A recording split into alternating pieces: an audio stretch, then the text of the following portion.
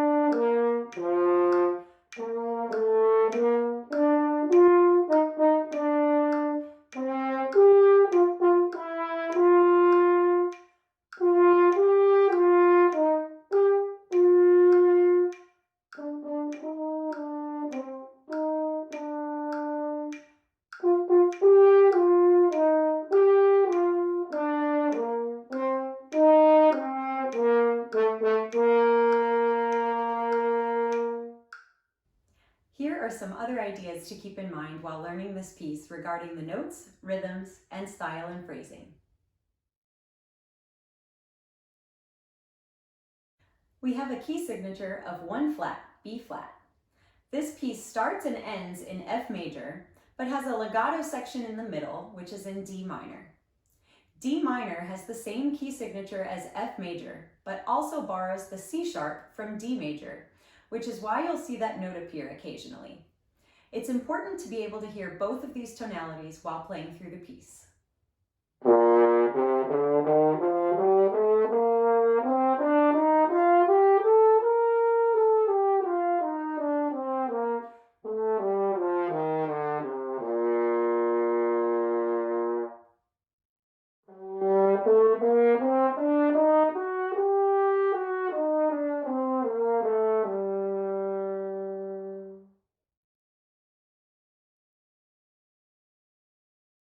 This etude contains some 16th notes as a set of 4, and also some 16th notes paired with 8th notes.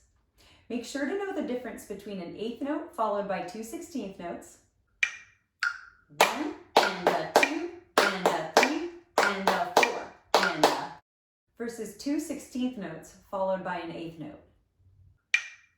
1 and 2 and 3 and 4 and. Another important part of this piece that's related to rhythm is making sure that you tongue and slur exactly where it's marked in the piece. This means that sometimes the fingers will be following a different rhythm than the tongue. Sometimes we see groups of notes that are in a slur 2, tongue 2 pattern. Sometimes it's a slur 3, tongue 1 pattern.